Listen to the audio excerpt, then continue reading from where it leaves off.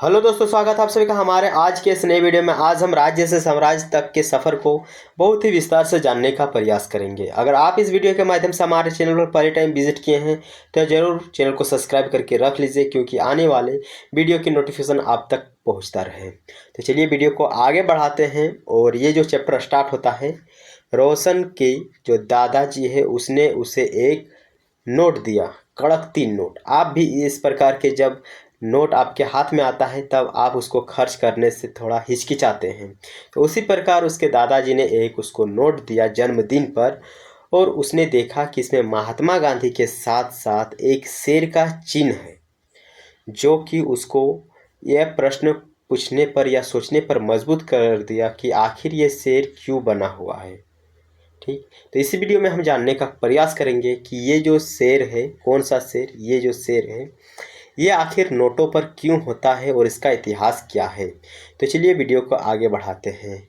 तो हम जिन शेरों के चित्र रुपए या फिर पैसों पर देखते हैं, इसका एक लंबा इतिहास है, जिन्हें पत्थरों को काट कर बनाया गया और फिर उन्हें सारनाथ के एक विशाल स्तंभ पर स्थापित किया गया था।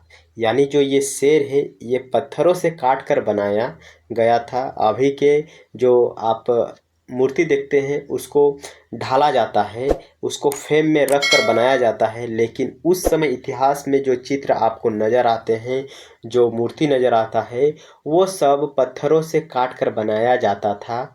ठीक, और ये जो शेर है इसको अभी वर्तमान में सारनाथ के एक विशाल स्तंभ पर स्थापित किया गया है। इसके बारे में हम अध्याय 6 में बहुत ही विस्तार से पढ़े हैं। अगर आप वो वाला वीडियो अभी तक नहीं देखे हैं तो ज़रूर जाकर देखिए। इतिहास के महानतम राजाओं में से एक अशोक के निर्देश पर इसे बनाया गया था। तो अशोक ने कहा कि एक इस प्रकार का शेर बनाओ, तब इसको बनाया गया था। किसके कहने पर? अशोक के कहने पर।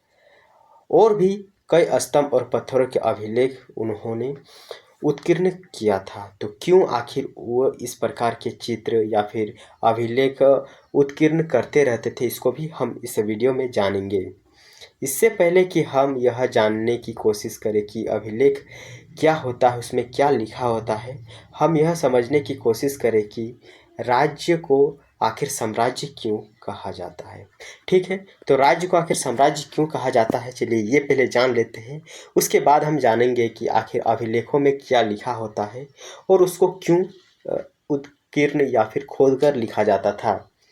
तो अशोक जिस साम्राज्य पर शासन करते थे उसकी स्थापना उसके जो दादाजी हुआ करता था, कौन? चंद्रगुप्त मौर्य, उसने लगभग 2300 साल पहले किया था।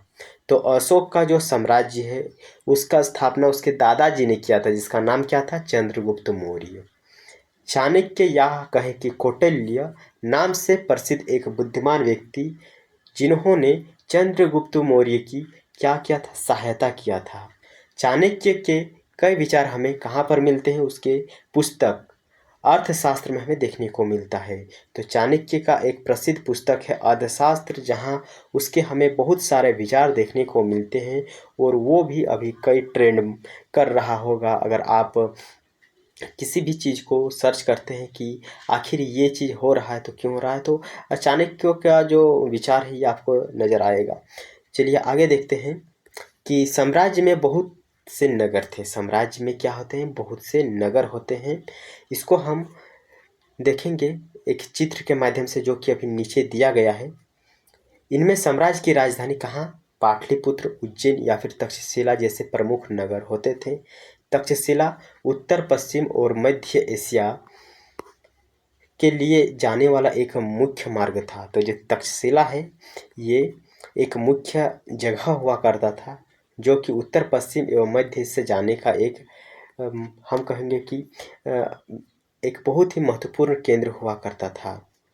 दूसरी तरफ जो उज्जैन है वह उत्तर भारत से दक्षिण भारत में जाने वाला एक बहुत ही महत्वपूर्ण रास्ता था। उस रास्ते में पड़ता था कहाँ? कौन? उज्जैन पड़ता था। शायद नगरों में व्यापारी, सरकारी या फिर हम कहें कि जो शिल्पकार लोग होते थे वही रहते थे। तो नगर में कौन? व्यापारी रहते थे, सरकारी अधिकारी रहते थे और शिल्पकार रहते थे। ठीक, साम्राज्य के बहुत बड़े क्षेत्रों में किसानों या फिर कहें कि पशुपालकों वो गांव में बसते थे, और मध्य भारत जैसे इलाकों में ज़्यादातर हिस्सों में वे जंगलों में भरा हुआ है। तो हम जानते हैं कि जो मध्य भारत है, जिसे हम मध्य प्रदेश के नाम से भी जानते हैं, वहाँ हमें ज़्यादातर जंगल ही देखने को मिलता है। वहाँ पर लोग फल फूल का संग्रहण करते थे, जानवरों का शिकार करके अपनी जीवन का गुजारा करते थे। साम्राज्य के अलग अलग इलाकों में लोग विभिन्न विभिन्न भाषाएं बोलते थे।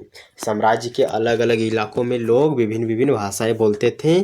वे लोग शायद अलग अलग प्रकार का भोजन भी करते थे, और यहाँ तक कि वे अलग अलग किस्म के पोशाक भी पहनते थे।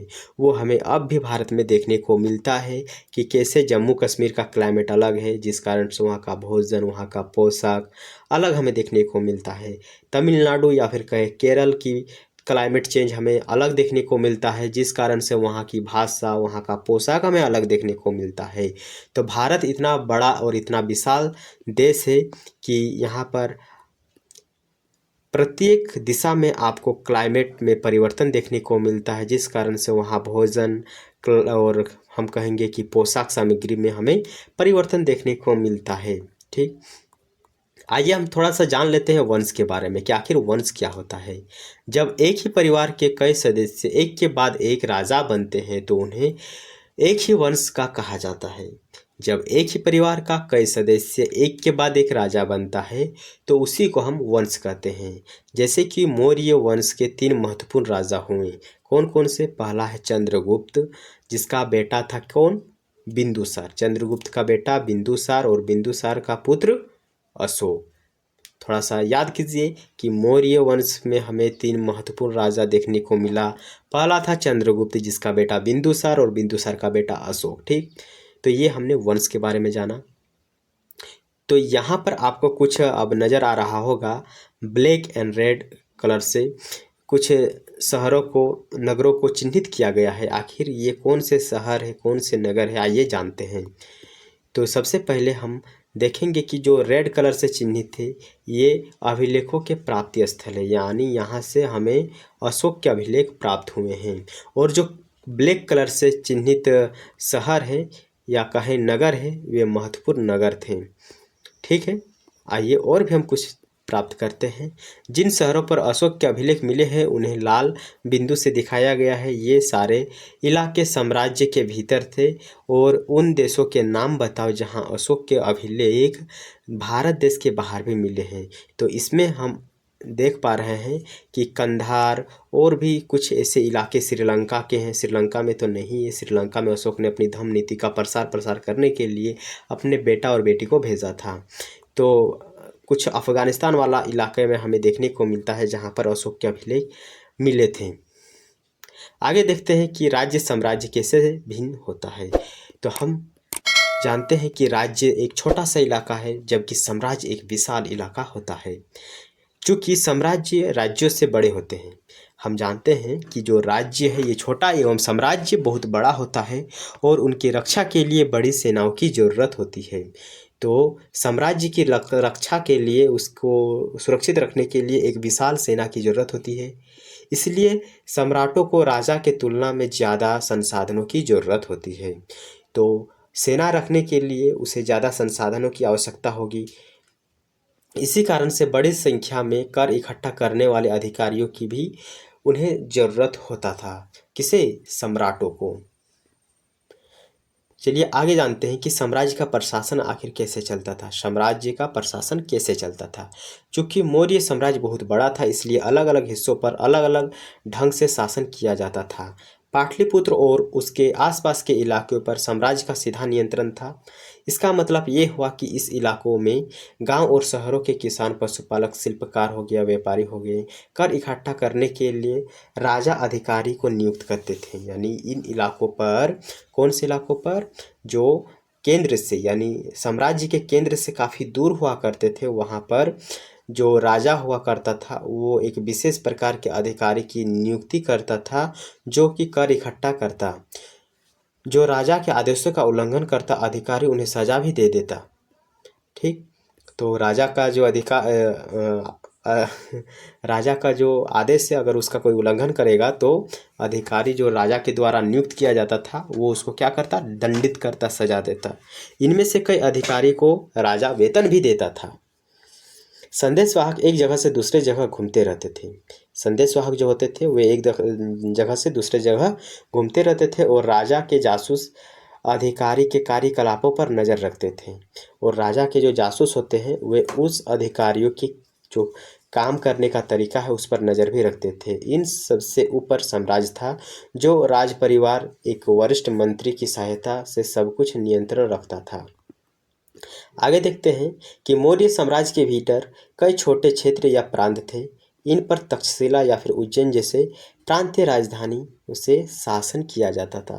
कुछ हद तक पाटलिपुत्र से इन क्षेत्रों पर नियंत्रण रखा जाता था और अक्सर राजकुमारों को वहाँ का जो राज्यपाल है, हम कहेंगे कि राज्यपाल को गवर्नर बनाकर भेजा जाता था। लेकिन ऐसा लगता है कि इन जगहों पर स्थानीय परंपराओं और नियमों को ही माना जाता था।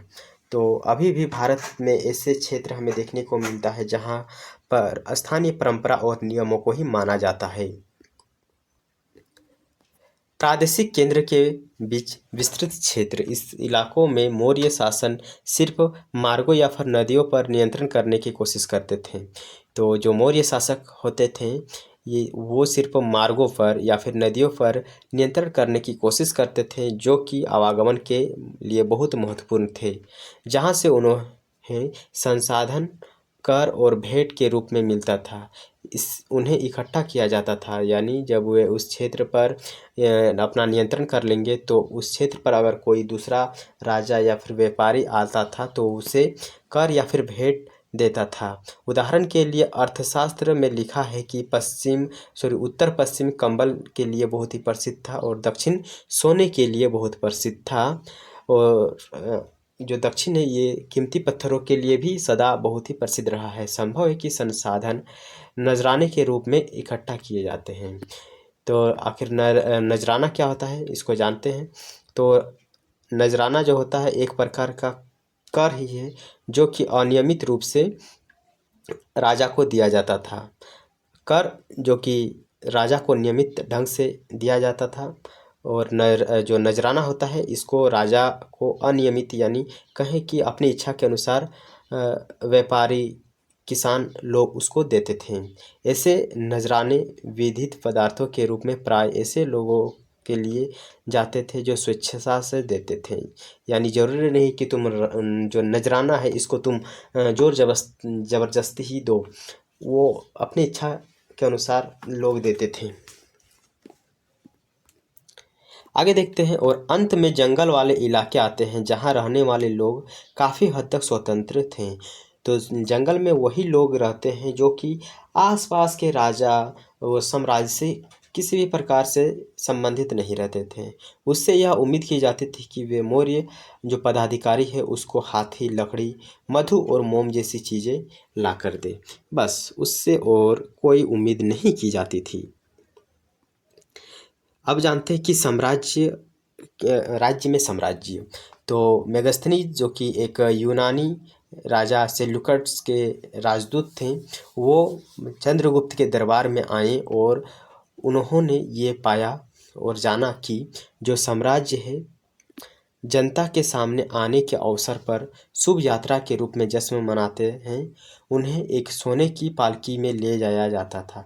तो जैसे कि हम लोग टीवी में देखते हैं एक राजा का कैसा स्वागत किया जाता है, इसी प्रकार उस समय भी हुआ करता था, जिसका वर्णन हमें मेगास्थनीज देता है।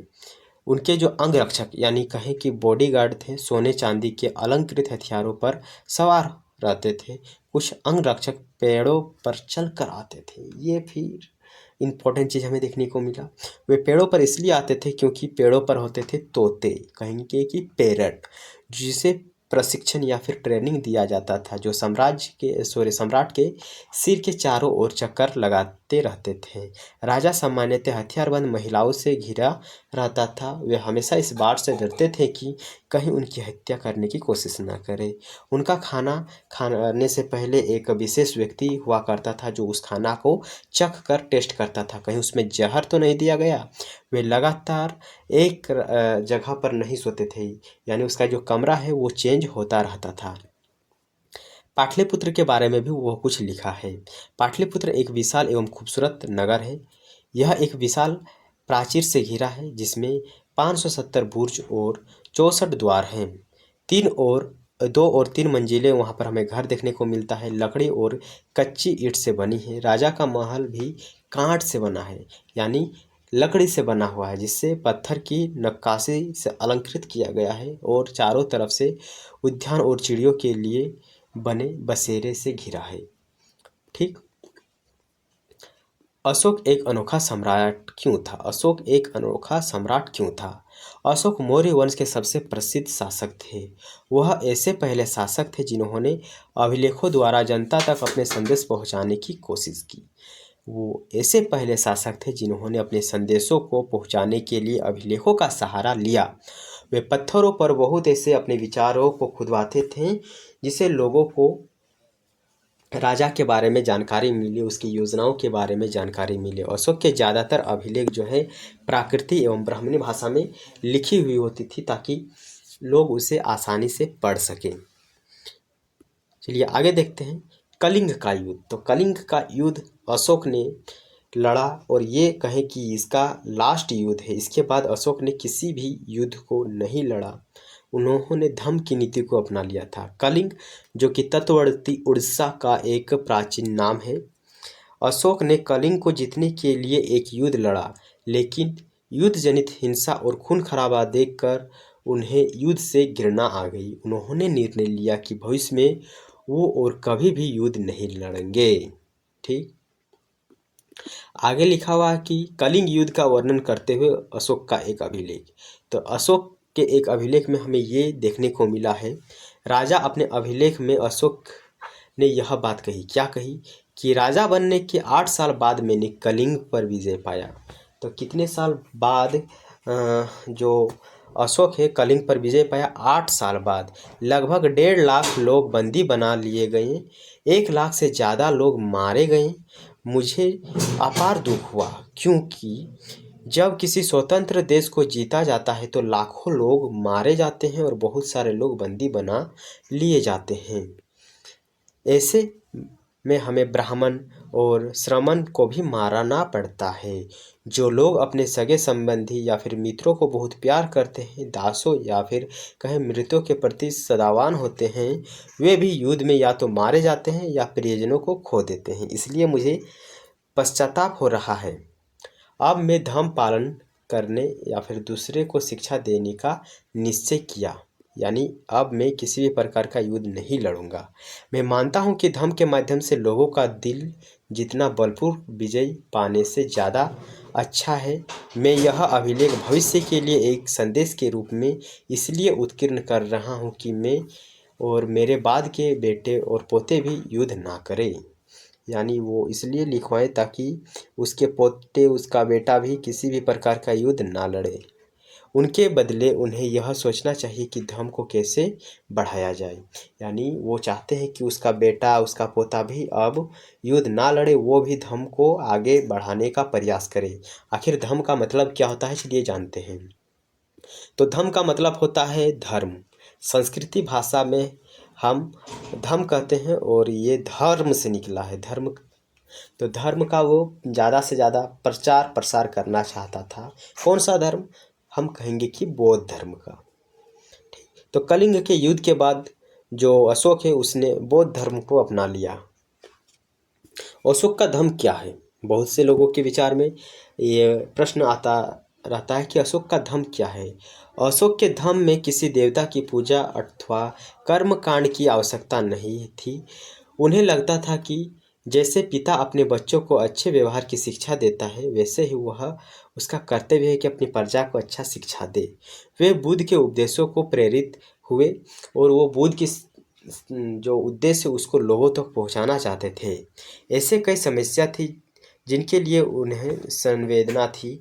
वे साम्राज्य के अलग अलग धर्मों को मानने वाले लोग थे और कई बार टकराव भी पैदा होता था। यानी उसके साम्राज्य में बहुत ऐसे धर्म मौजूद थे जिससे लोगों में टकराव भी होता था। जानवरों को बलि चढ़ाया जाता था उस समय, दासों और नौकरों के साथ क्रूरता व्यवहार किया जाता था। इसके अलावे परिवारों में और पड़ोसियों के बीच में भी झगड़े देखने को मिलता था। अशोक ने यह महसूस किया कि इस समस्या का निदान पाने के लिए वो ही इस क्षेत्र में आगे आए, इसलिए उन्होंने धर्म को अपनाया और इससे ज़्यादा से ज़्यादा लोगों तक भिजवाने के लिए उन्होंने कुछ लोगों को भी नियुक्त किया। इसके अतिरिक्त अशोक ने अपने संदेश कई स्थानों पर शिलालेखों पर खुदवाए। अधिकारियों को भी इसके लिए वो तैयार किए। वे राजा के आदेशों पर उन लोगों को पढ़ाकर सुनाते थे जो खुद अनपढ़ थे। अशोक ने धर्म के विचारों को प्रसारित करने के लिए सीरिया, मिस्र, ग्रीस में दूत भेजे एवं अपने पुत्र जो महेंद्र नाम है और उसकी जो पुत्री है संघमित्रा है उससे भी इस कार्य को करने के लिए श्रीलंका भेजा कि बेटा और बेटी तुम श्रीलंका जाओ और मेरे इस धर्म की नीति को ज़्यादा से ज़्यादा लोगों तक प्रचार प्रसार करवाओ। ठीक, आगे चलिए देखते हैं। उन्होंने सड़कें भी बनवाई, कुएं खुदवाए और विश्राम गृह भी बनवाए। इसके अतिरिक्त उन्होंने मनुष्य एवं जानवरों की चिकित्सा की भी व्यवस्था की। यानी मनुष्यों एवं जानवरों की चिकित्सा की भी उन्होंने व्यवस्था की। अपनी प्रजा के लिए अशोक का एक आदेश यहाँ पर लिखा हुआ है जो कि इम्पोर्टेंट नहीं है, आप चाहे तो इसको पढ़ सकते हैं। यहाँ पर एक आपको लैंग्वेज मिलेगा जो कि अलग अलग भाषा में लिखा हुआ है। ये एक्चुअल में हिंदी के अ से है और अ को ब्राह्मणी भाषा में कुछ इस प्रकार लिखा जाता है, बांग्ला में इस प्रकार, मलयालम में इस प्रकार और तमिल में इस प्रकार लिखा जाता है।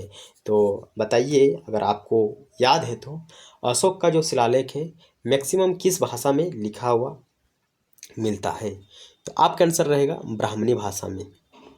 ब्राह्मणी एवं प्राकृतिक भाषा में अशोक का अभिलेख ज़्यादातर देखने को मिला है। इसी के साथ ये अध्याय होता है समाप्त। अगर आपको अच्छा लगा है तो ज़रूर वीडियो को लाइक करके चैनल को सब्सक्राइब कीजिएगा। मैं कल आपके लिए 8वां चैप्टर लेकर आऊँगा। चलिए वीडियो को यहीं पर हम समाप्त करते हैं। मेरा और भी नोट्स बनाना अभी बाकी है जिसके माध्यम से मैं आप तक अच्छा से अच्छा कंटेंट प्रोवाइड करता हूँ। तो बाय बाय।